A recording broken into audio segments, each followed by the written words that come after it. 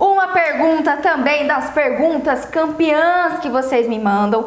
E isso é um assunto, sim, é um assunto polêmico, é um assunto que ainda tem controvérsias na literatura, é um assunto que ainda está sendo muito pesquisado. Doc, nós iremos falar do paciente com osteonecrose. E principalmente, que também é a pergunta, dentro desse assunto, eu acho que é a pergunta principal. Qual é a chance, Pamela, de o meu paciente que usa bifosfonato, ou fez, enfim, radioterapia, eu vou te explicar tudo isso, tá? Mas qual é a chance do meu paciente desenvolver uma osteonecrose depois de uma exodontia? Pode ser aplicável para uma endo? Pode. Pode ser aplicável para um paciente que eu preciso fazer implante? Pode, tá? Então, ó, prepara papel e caneta que eu vou anotar tudo aqui pra você, Doc, porque uma coisa é fato, tá? Eu tava estudando isso, inclusive, e eu tava dando uma pesquisada no número de brasileiros, por exemplo, que tem osteoporose no Brasil, que tem, logicamente, são geralmente pacientes idosos, certo, Doc? E aí, eu não sabia, eu descobri hoje esse dado, e foi, mais uma vez, caiu meu queixo. Hoje, no Brasil, a gente tem mais de 10 milhões de pessoas, 10 milhões de pessoas que vivem ou que sofrem alguma alteração ligada à osteoporose.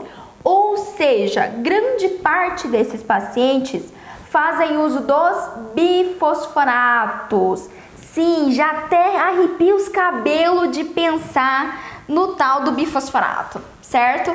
E a gente tem muita evidência literária agora, não só agora, mas já tem há um bom tempo, relacionando, Doc, a osteonecrose com o tratamento odontológico, em especial após exodontias. Então, o que eu vou trazer para você aqui, além desse dado, para dar um choque de realidade, que às vezes você acha que você não vai ter esse paciente no consultório, você nunca vai passar por isso, não, você vai, tá? E é simples, ou você é aquele dentista que vai resolver essa situação, que vai atender esse paciente que faz bifosfonato, mesmo que ele queira fazer exo, mesmo que ele queira fazer implante, você vai conseguir resolver esse paciente, ou você vai encaminhar para outro colega que tem domínio sobre esse assunto.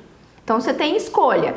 E eu quero te mostrar aqui, tá, que muito do que você já ouviu falar, enfim, é o terror em relação ao bifosfonato. A gente tem que ter muita cautela, tem muito embasamento, obviamente. Infelizmente, os casos de osteonecrose têm aumentado.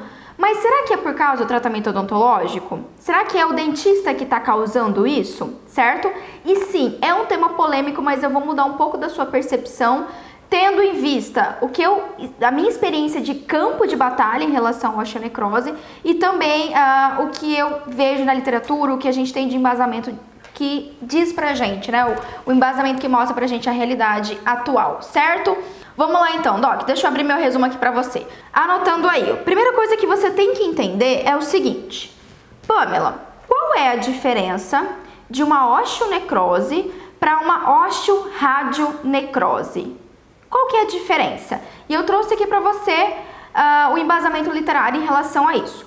Doc, quando a gente tem a osteonecrose em si, eu tenho uma alteração óssea que pode ser induzida pelo uso de drogas indicadas para o tratamento de pacientes com osteoporose ou algum tipo de tumor maligno ósseo, tá? Ou algum tumor ósseo, enfim, alguma patologia óssea, doença de Paget, osteogênese imperfeita, todas são doenças que que afetam os ossos, principalmente no sentido de doenças que têm uma reabsorção óssea maior do que a reposição. E, consequentemente, o paciente precisa fazer uso de um medicamento para reverter isso.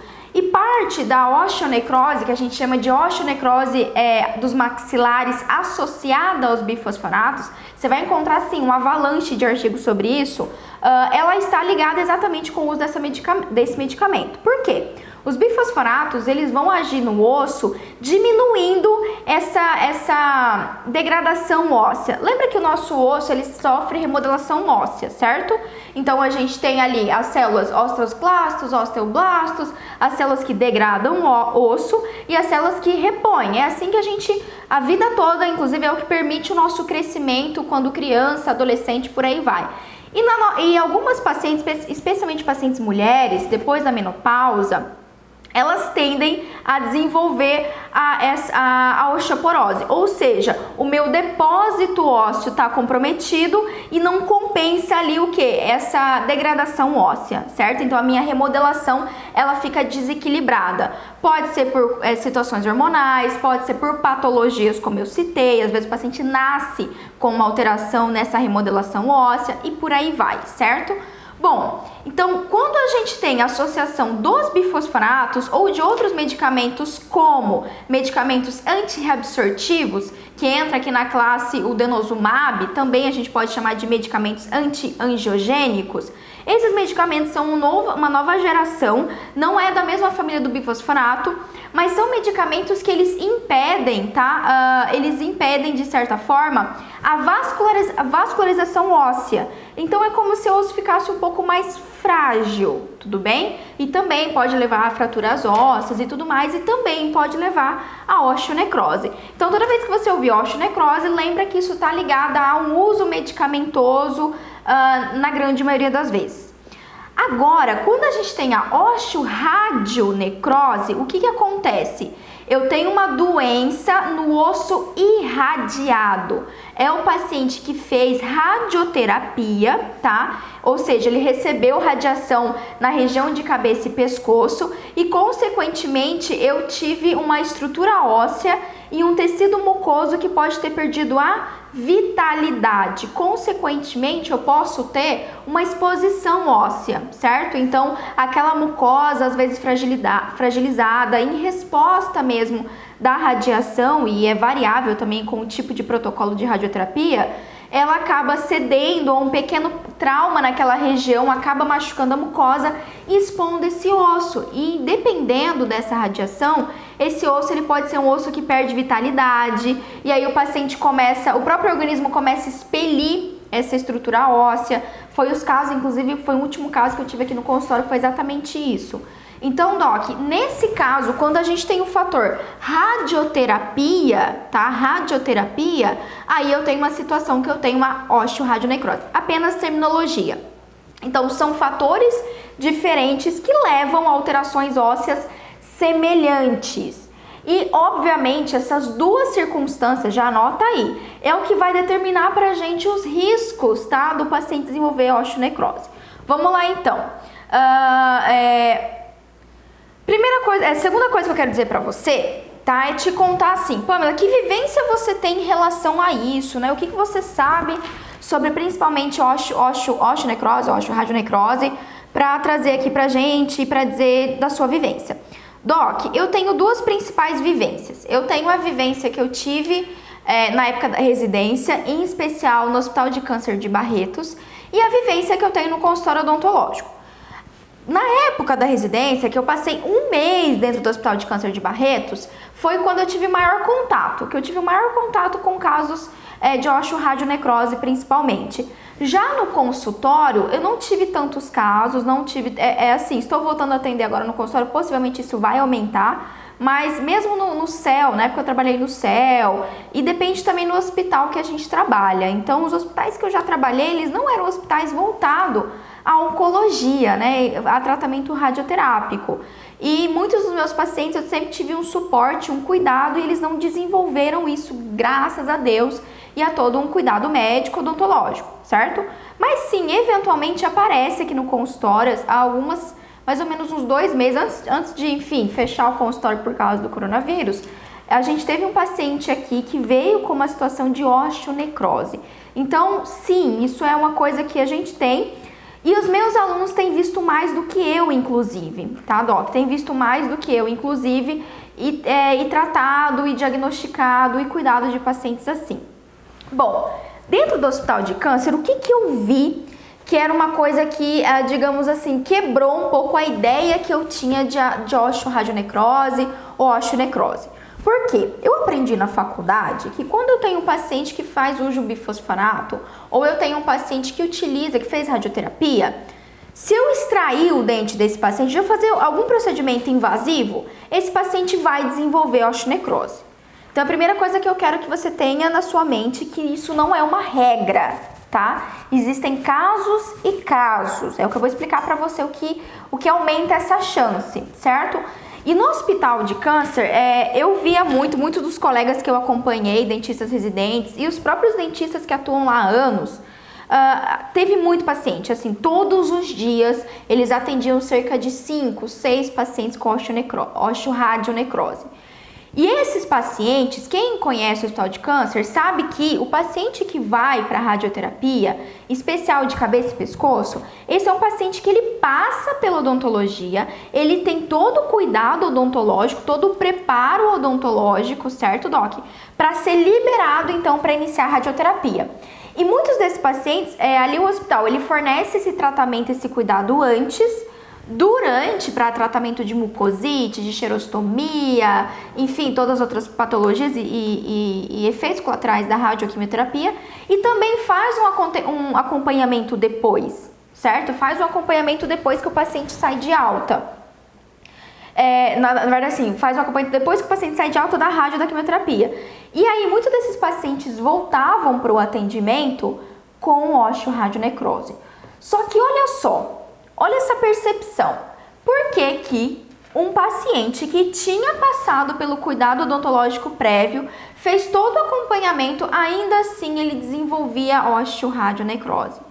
Porque, Doc, isso não está ligado necessariamente com o procedimento odontológico. Isso também está ligado, tá, com a radiação, a quantidade de radioterapia que o paciente recebeu. Isso está ligado com o cuidado oral que o paciente tem em casa. Isso está ligado com traumas da mucosa que o paciente pode ter, certo? Seja uma prótese mal adaptada e por aí vai. Então, assim, tudo isso leva o paciente a desenvolver osteoradionecrose. Não necessariamente simplesmente porque eu extraí um dente. Lógico, vou mostrar aqui artigo para você embasamento. Isso também está relacionado, certo? Mas eu quero que você entenda, e eu não gosto, é uma coisa que me chateia, sinceramente, colocar sempre a culpa, o dentista tem culpa de tudo. Ah, o paciente tem osteonecrose, é culpa do dentista porque ele não tratou, ou porque ele tratou o paciente, ou porque, teve osteonecrose mesmo não relacionada à radioterapia, porque o paciente, não, você fez aquela extração e levou a isso. Calma, peraí, não é bem assim, certo? A gente tem um fator que é o fator primordial, é o fator principal que leva a osteonecrose ou osteoradionecrose, que é o fator radioterapia e medicação, certo? Isso é maior que qualquer outra coisa. A gente tem que ter todo um cuidado com esse paciente, todo um protocolo de atendimento, sim, mas vamos parar de ter essa concepção e criar essa ideia que o nosso tratamento prejudica o paciente, que o nosso tratamento leva a problema, que eu nunca vi como que, infelizmente, eu não tô dizendo isso de dentistas, não, de dentistas falarem isso, mas é um meio, né? A gente pega um artigo que fala que existe uma conexão entre exodontia e radionecrose ou osteonecrose e simplesmente fala, meu Deus do céu, é porque o dentista mexeu. Não é bem assim, tá? Então vamos lá. Isso me provou muito no hospital de câncer de barriga, porque mesmo um paciente sob cuidado, ele voltava. O paciente estava lá, não foi extraído um dente após a radioterapia, não foi feito absolutamente nada nesse paciente, ele voltava com osteoradionecrose. Por quê? É um efeito colateral da radioterapia. E muitos desses pacientes, eles tinham um fator combinado, que era, eles fizeram radioterapia e eles também utilizaram algum medicamento angiogênico, como denosumab ou qualquer outra família dos MAB da vida, certo? Então, multifatorial. Por si só, como efeito colateral desse tipo de tratamento medicamentoso e radioterápico, o paciente pode desenvolver. Isso não está ligado necessariamente ao seu cuidado odontológico. Tudo bem? Então, só para colocar isso na sua cabeça, para a gente saber separar as coisas e parar de ficar apontando o dedo. Não é bem assim. Tem muitos fatores que podem levar a isso. É multifatorial. Bom, por que você precisa saber? Em especial, a gente vai falar aqui do paciente que utiliza bifosfonato, tá? Só para deixar claro. Esqueci de falar. O último paciente que eu tive, por exemplo, um paciente que veio para mim com um quadro de exposição óssea, de osteonecrose, era um paciente que ele tinha passado por radioterapia, mas previamente ele tinha realizado o tratamento odontológico. Inclusive, a área que ele teve foi uma exposição óssea muito pequena, foi na região lingual, aqui na região do 37, Doc. Tá? Na região do 36, 37. Região radicular. um dente que não tinha doença periodontal, um dente que não tinha endo, tá? Minto, tinha endo sim, mas não tinha lesão endodôntica. Na radiografia, era um paciente saudável que mantinha uma prevenção, inclusive era um paciente que o Maurício Castelo pediu para eu avaliar, porque era um paciente do Maurício, do programa STOP, o programa de prevenção do Maurício, há muito tempo. Então, assim, esse paciente mesmo assim voltou com exposição óssea. E ele não tinha uma prótese causando um trauma, ele não tinha um fator traumático. Foi em resposta da radioterapia, certo? Em algum motivo ali do próprio tratamento levou ele a ter essa exposição óssea, tá? Mínima, não foi algo que a gente só tá preservando, na verdade. Já tem mais ou menos uns 3 meses que a gente atendeu, solicitou para ele voltar dentro de 3 meses pra gente reavaliar, mas basicamente aquilo ia se soltar e o processo, e a gente estava torcendo ali pro processo de cicatrização. Lógico que a gente teve outras abordagens de cuidado, de recomendação, mas só para você ter uma ideia que para de dizer isso, tá? Para de dizer de colocar o dentista como vilão de tudo. Nós não somos vilões, nós somos pessoas que cuidamos. O nosso cuidado oral ajuda o paciente. Inclusive, o fato de você cuidar do seu paciente, você fazer um preparo do seu paciente, diminui drasticamente o risco dele desenvolver osteorádio ou osteonecrose. Drasticamente, tá? Muito bem, vamos lá agora. Tô séria aqui, né? Tô séria, super séria. Então vamos lá. Pamela, qual é o risco então, tá? A paciente chegou pra mim, falou que ele utiliza bifosfonato, tá? Ou falou que ele fez lá uma radioterapia. Qual é o risco de eu fazer um procedimento odontológico, seja uma endo, sei lá, para ela fazer uma pério, fazer uma exo, que é o mais complicado, né, nesse paciente, e ele desenvolver osteonecrose?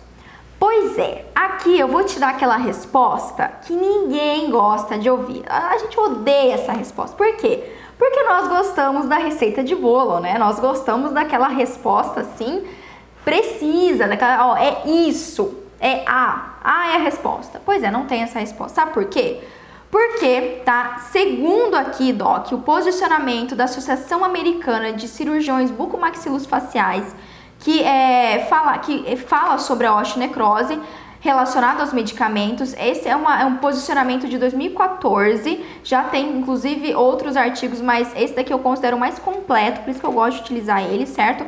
Vamos torcer para que já eles atualizem isso, mas até então, tá? E lógico, tem vários outros artigos aqui, mas eu peguei esse daqui para exemplificar para você.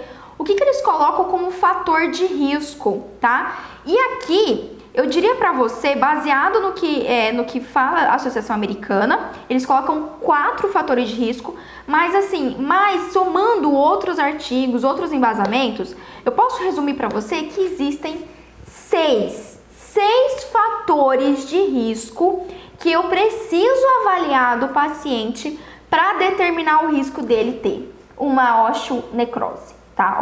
Ou osteoradionecrose. Então, assim, não é uma receita de bolo. Sinto muito, eu vou te ajudar ao máximo aqui, tá? Eu vou te trazer o que você tem que prestar mais atenção no seu paciente.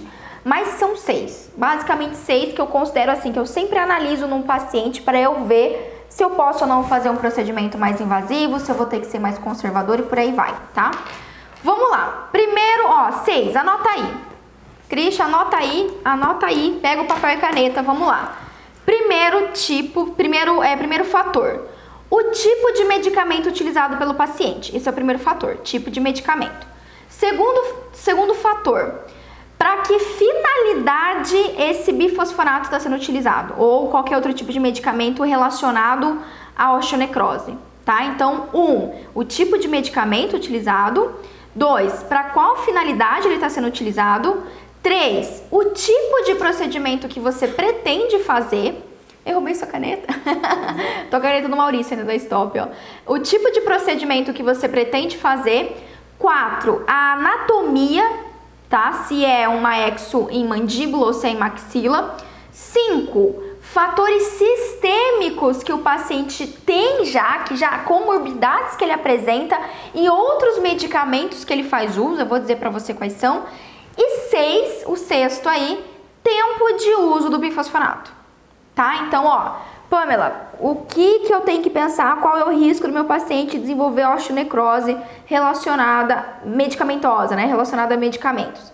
o tipo de medicamento, a finalidade para que ele está sendo utilizado, o tipo de procedimento que você pretende fazer, a anatomia do procedimento, né, o local onde você vai fazer o procedimento, se é maxilomandíbula, os fatores sistêmicos e medicações que o paciente utiliza e o tempo de uso, há quanto tempo ele usa esse medicamento. Sim, é tudo isso. Ai, Pamela, mas ó, vou te falar que isso daqui são mais de 8 anos a pessoa lendo o artigo e atendendo o paciente para te dar esse resumo aqui, tá?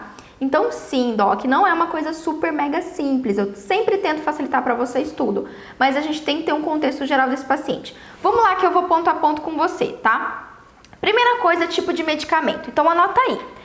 Dentro dos bifosfonatos, tá? Nós temos uma gama de bifosfonatos. Ó, só nessa listinha minha aqui tem 8 tipos, mas eu sei que tem mais. Esse daqui é um artigo que eu peguei, já tem mais no mercado. Mas esses 8 eu considero, assim, os mais comuns do mercado brasileiro, tá bom, Doc? 8 tipos de medicamento.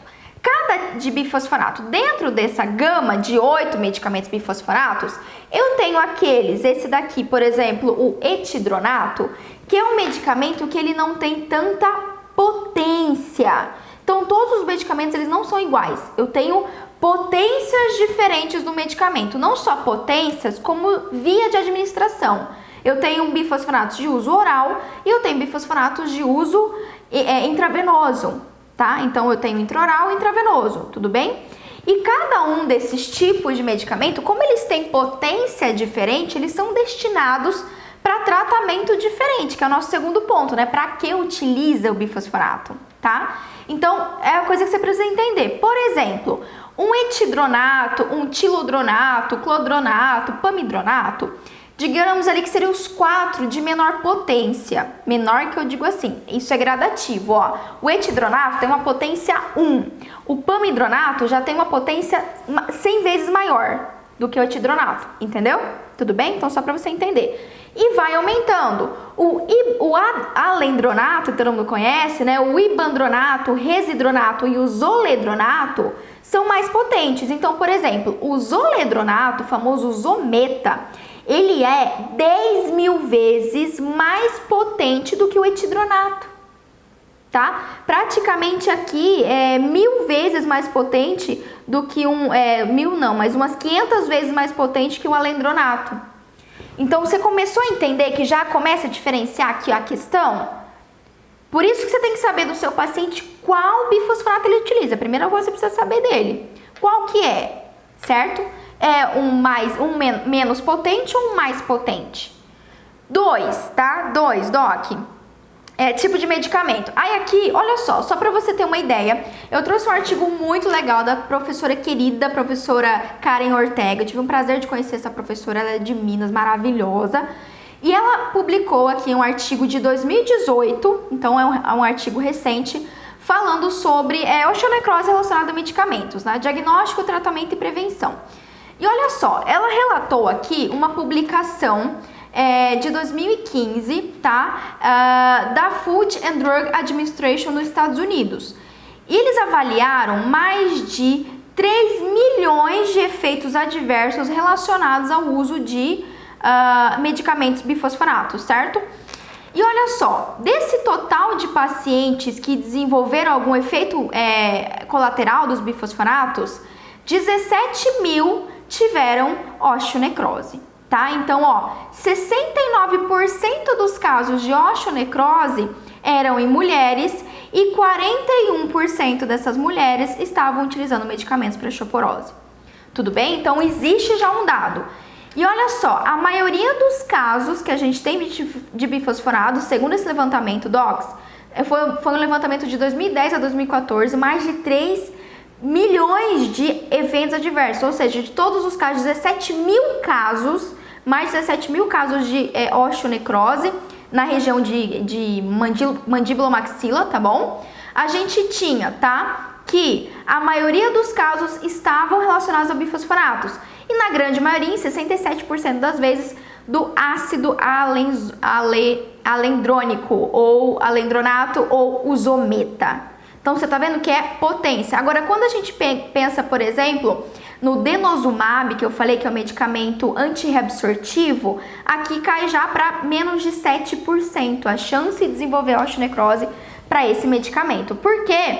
Isso é outra coisa, a gente tem o bifosfonato, ele está mais relacionado, mas a gente tem essa nova geração de medicamentos, que são os medicamentos anti-angiogênicos, são medicamentos principalmente utilizados, Doc, como adjuvante de tratamento de tumores ósseos, tá? Ele pode fazer quimioterapia, radioterapia e junto com o medicamento ou com a rádio, ele pode utilizar esse medicamento angiogênico, certo? A gente tem o denosumab principalmente e outros tipos aqui. Então, tanto o denosumab como o bevacizumab são medicamentos desse grupo, então ele é um adjuvante no tratamento oncológico também. E eles estão ligados a também desenvolvimento de osteonecrose de maxilares, tá? Dos maxilares.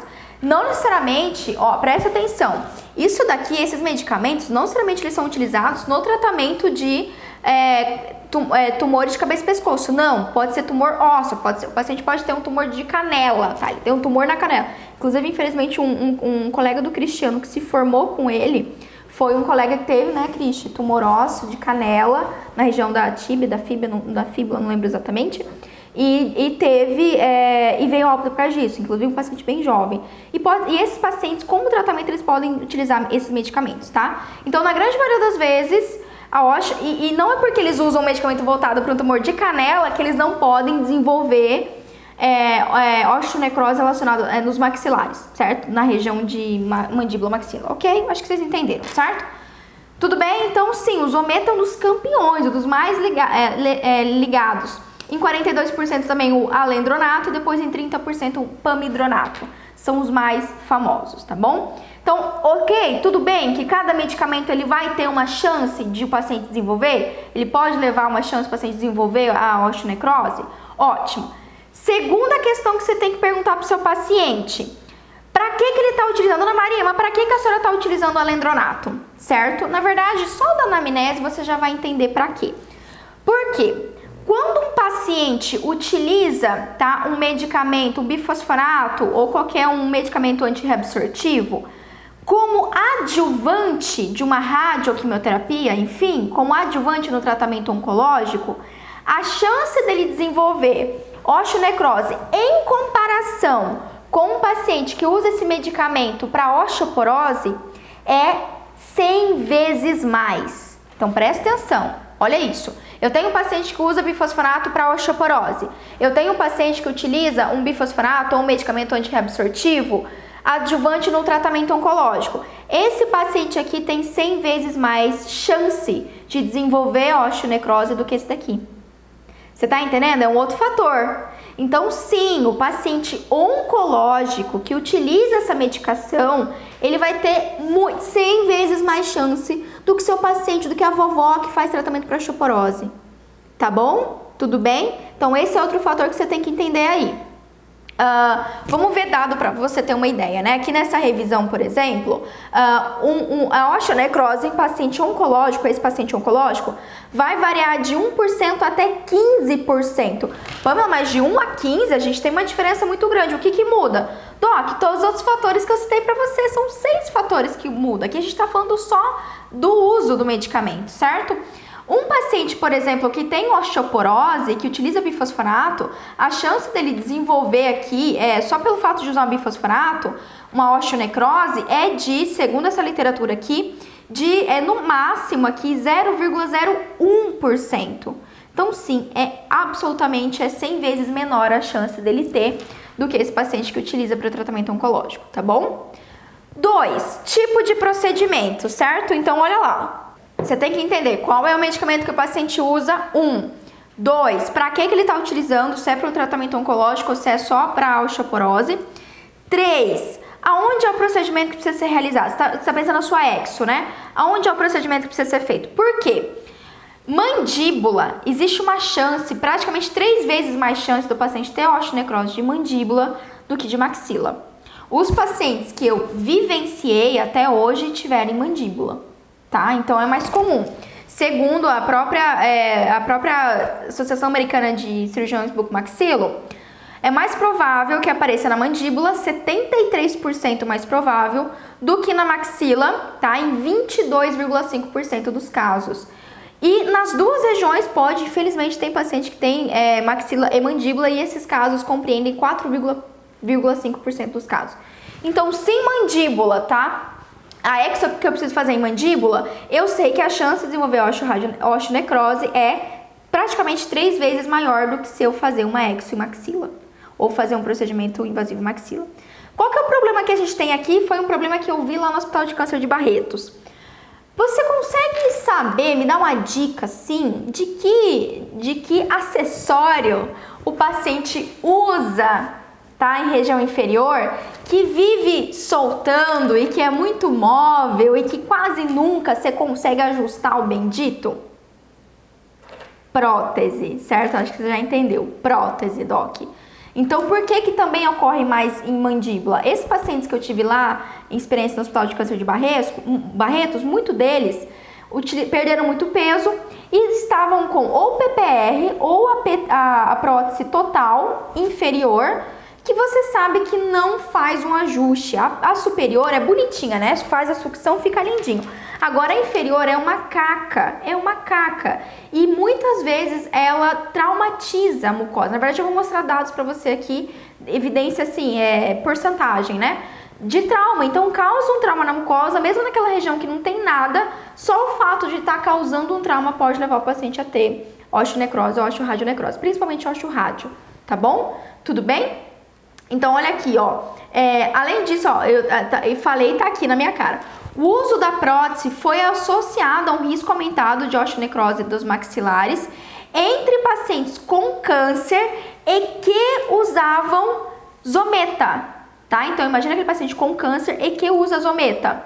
Então, ó, numa amostra de 1.600 pacientes com câncer tratados com zolendranato intravenoso, houve um risco 2 vezes maior de desenvolver osteonecrose, osteoradionecrose, para aquele paciente que usa prótese. Então, ó, eu tenho um paciente que faz bifosfonato que faz radioterapia, tá, com câncer, paciente com câncer, e utiliza um bifosfonato.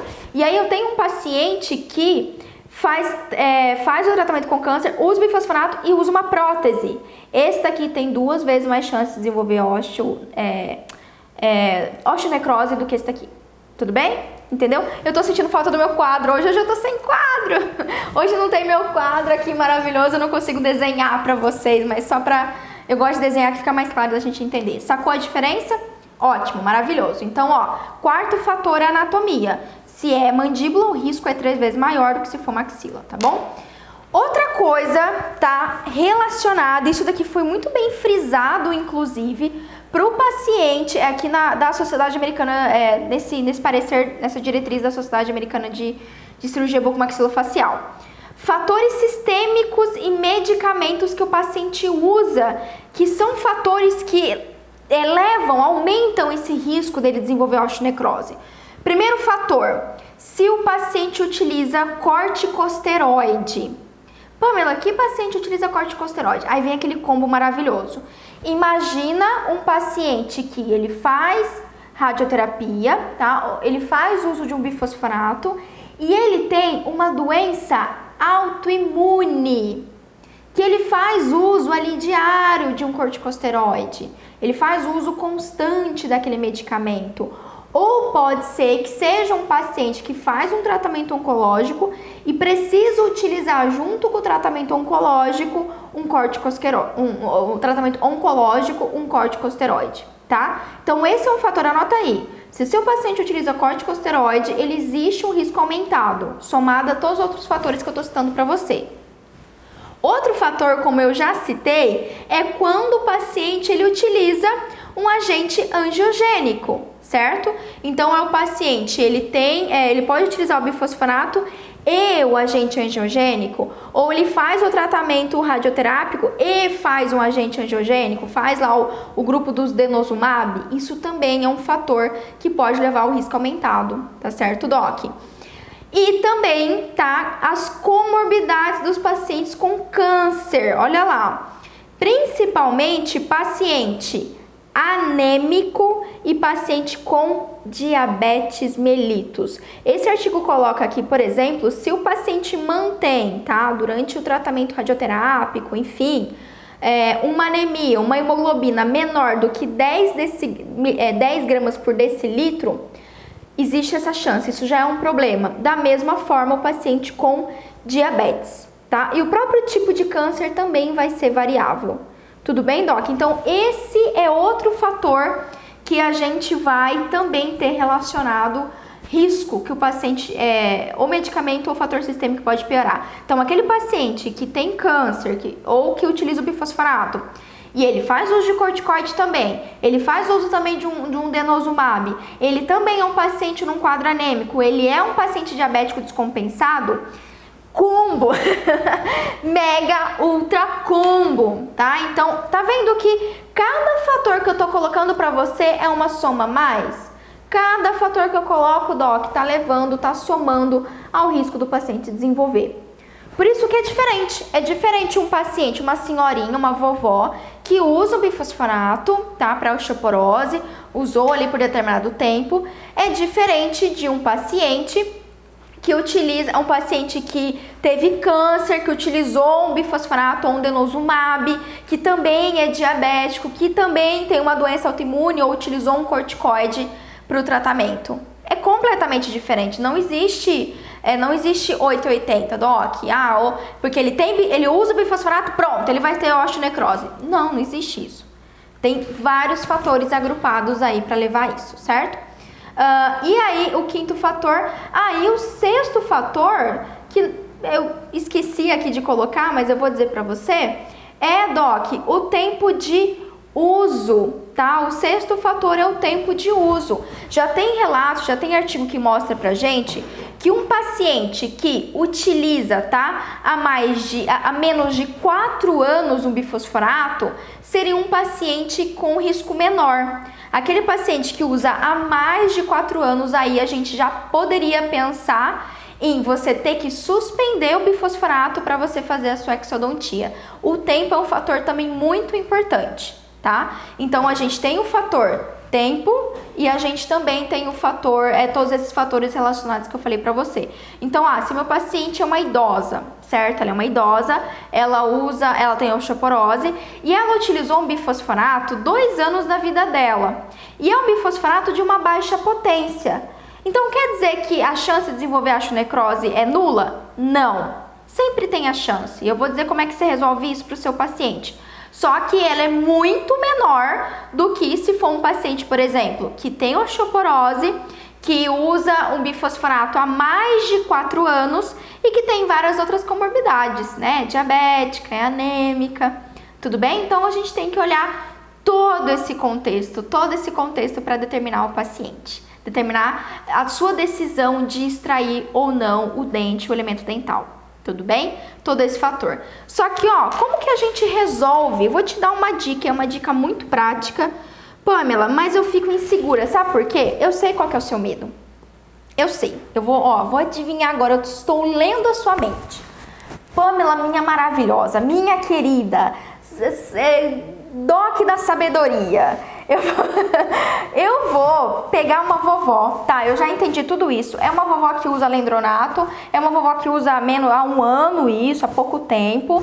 Eu preciso fazer uma exodontia, mas vai que ela entra ali no 0,01% de chance de ter osteonecrose e depois essa família me processa e depois eu vou ter que resolver esse pepino. E aí?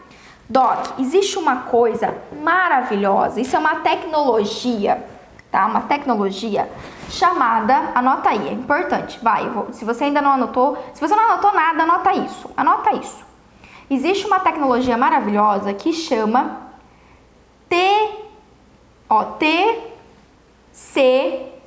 TCLE.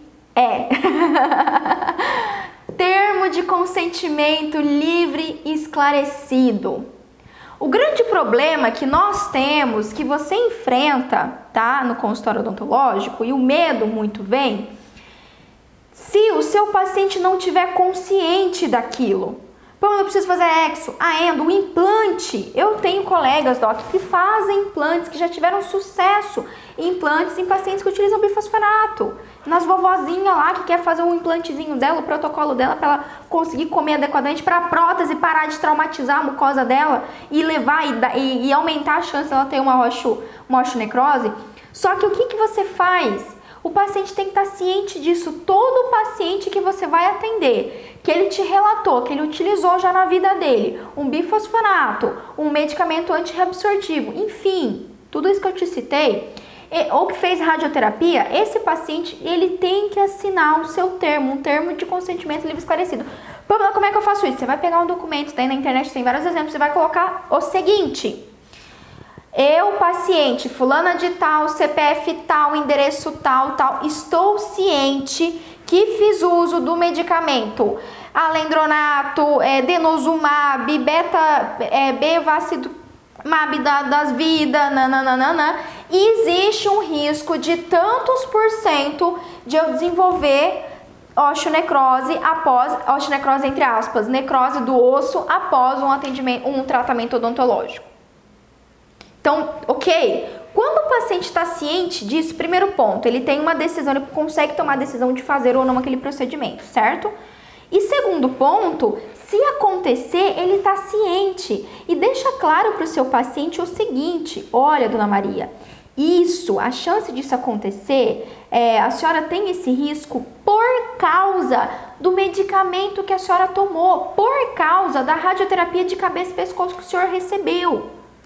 Certo? Então, assim, eu vou fazer o tratamento odontológico para prevenir que isso ocorra. Com certeza eu vou. Mas é importante que o senhor saiba que esteja ciente que, infelizmente, isso é em resposta do medicamento. Todo paciente que utiliza isso, esse medicamento foi muito importante. Esse medicamento ajuda na saúde do senhor, mas ele tem um efeito colateral danoso que afeta a mandíbula, a maxila do senhor, que pode acontecer. Então, se o paciente está ciente disso, doc, é outros 500, é algo tão simples, né? Tão simples, mas o seu paciente tem que estar ciente. E uma segunda coisa que eu quero te falar antes de encerrar essa live é o seguinte, tá? Guarda, número 1, termo de consentimento esclarecido. Esclareça para o seu paciente que ele pode ter isso e faça ele assinar um documento, que ele esteja claro disso, tá bom? Não é para assustar ele, não é o objetivo, não é esse. É um cuidado a mais que você tem, tá bom? E 2, presta muita atenção no que eu vou te falar. Ó, aqui, foca em mim, presta muita atenção. O paciente, ele tem um risco muito maior, tá? E tá aqui evidência científica, diretriz para você, muito maior de desenvolver osteonecrose, tá, doc? Ou osteoradionecrose, quando ele tem um foco de infecção odontológica do que você ter executado o seu procedimento odontológico. Tá? Então, é isso. O risco dele ter ali uma osteoradionecrose, uma osteonecrose, porque ele tem uma infecção endodôntica, porque ele tem doença periodontal, porque ele tem placa que você não está controlando, ele não está num programa de prevenção, é muito maior do que o seu procedimento em si. Sabe por quê? Sabe o que eu vejo acontecer? Caramba, eu tô com um paciente com dente ali que tem doença periodontal, tá com mobilidade, tá com infecção, tá com caramba 4. Aí você tira o dente e aí ocorre uma osteonecrose. Ah, mas foi porque tirou o dente. Caramba, né? Oi, eu tenho um fator bacteriano. Vamos colocar que ele é o 7º fator aqui, ó, que eu acabei não colocando. Tem um fator bacteriano, doc. Como é que você vai falar um negócio desse? Você vai excluir completamente que o paciente tinha uma infecção? Quantos pacientes eu não vi lá no Hospital de Câncer de Barretos que já vieram, tinham uma infecção, doença periodontal e tudo mais, que levou a osteonecrose, a osteoradionecrose. Então não exclua esse fator. Parem, tá? Parem de acusar os dentes, se autoacusar que foi o seu cuidado, que foi o seu tratamento. Lógico, a gente tem estudo, a gente se embasa, a gente pega a literatura recente, a gente conversa com outros professores, outros dentistas que atendem, que têm essa vivência sempre para nossa tomada de decisão, obviamente. Mas para de se autoacusar, tá? De dizer que é o seu tratamento odontológico que está causando isso, porque não tá. Infecção odontológica é muito pior para esse paciente, é muito pior. Tá bom? Top! Olha, recebi 1 trilhão de perguntas aqui. Eu sei. Cris mandou hashtag TCLE salva. Top, vai ser a nossa hashtag aí. Mandem hashtags pra mim que vocês acham que resume essa live, que eu sempre posto as hashtags que vocês sugiram, que vocês fazem sugestão aqui pra mim, tá bom? Daniele Guedes falou assim: Pan, sem contar os pacientes mais novos que usam aquele combo de vitaminas que vende em farmácia e tem o bifosfonato junto às vitaminas. Você tá de brincadeira with me? Me manda, sério, o dia que você for na farmácia, Daniela, me manda foto, posta pra gente ver, que eu não fazia ideia disso.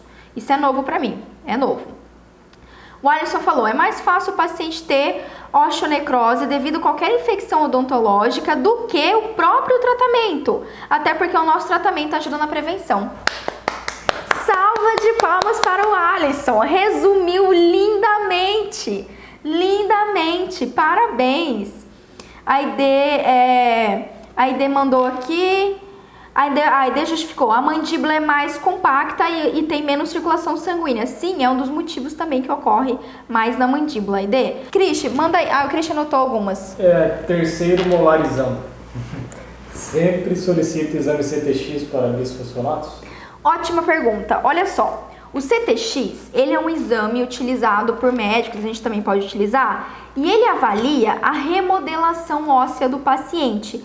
Ele é utilizado tanto para o diagnóstico de alterações ósseas, como diagnóstico de osteoporose, diagnóstico de doença de Paget, enfim, doenças ósseas. E ele também é utilizado para monitorar o tratamento com bifosfonato. E sim, você pode utilizar, você pode solicitar para o seu paciente para você ter uma ideia do quanto o bifosfonato ele está interferindo ali no CTX. E provavelmente, quando você tiver o resultado do CTX, para esse paciente que utiliza bifosfonato, você vai ter um CTX diminuído, os valores dele diminuído. Só que está muito bem embasado na literatura, e existem inúmeros artigos mais recentes provando que você não pode utilizar esse parâmetro para, digamos assim, calcular o risco do paciente ter osteonecrose. Não adianta, ele não é um parâmetro que vai te dar esse risco. Não vai. Por quê? Porque é multifatorial. Então, antigamente, alguns artigos colocavam que se o CTX estiver muito baixo, enfim, menor que, acho que era menor que 100, não lembro exatamente, existe um risco maior do paciente ter osteonecrose. Não dá pra gente afirmar isso mais. Não tem mais embasamento, não tem um embasamento que diga. Você vai ver que ele vai estar reduzido, mas isso não quer dizer que o paciente vai ter osteonecrose, tá? Lembra que existem vários outros fatores relacionados. Até porque é esperado que você tenha um CTX diminuído, uma vez que o paciente está utilizando bifosfonato, tá bom? Então sim, ele pode ser um parâmetro que você vai utilizar, mas não é a causa. Hashtag dentista cuida, não causa. Maravilhosa! Arice, adorei. Hashtag não sou culpado pela osteonecrose. Gente, vocês são fantásticas, sério. Valeu, Nanda. Maravilhoso isso daqui. Maravilhoso. Deixa eu ver mais aqui. Cris, manda aí pra gente. A Júlia perguntou: Pamela, após a rádio, quando eu posso atuar com procedimentos invasivos sem risco para a osteonecrose? Depois da rádio, quando nós tivemos live sobre radioterapia, e eu vou te falar, é multifatorial. Doc, dá uma olhada no meu Instagram. Aos poucos, a Camila, nossa vídeo editora, tá pegando todas as minhas lives, tá editando e tá subindo, tá, no YouTube. Então, o dia que surgir lá pra você o tema radioterapia, enfim, você coloca lá, porque isso é uma pergunta constante, mas não é só um tempo, tá? Depende, mais uma vez, do bifosfonato, depende de quantos grays o paciente recebeu na radioterapia, depende da localização da radioterapia, se for radioterapia de cabeça e pescoço, se for radioterapia em outra região, então é multifatorial, tá? E a gente já teve uma live, você perdeu essa live, Doc, mas não tem problema aqui, não sei quando que vai sair no YouTube, tá? Eu não sei, a Camila tá colocando aos pouquinhos, toda semana ela joga um vídeo lá. A doutora Érica perguntou: o procedimento poderá ser feito após quanto tempo após suspensão?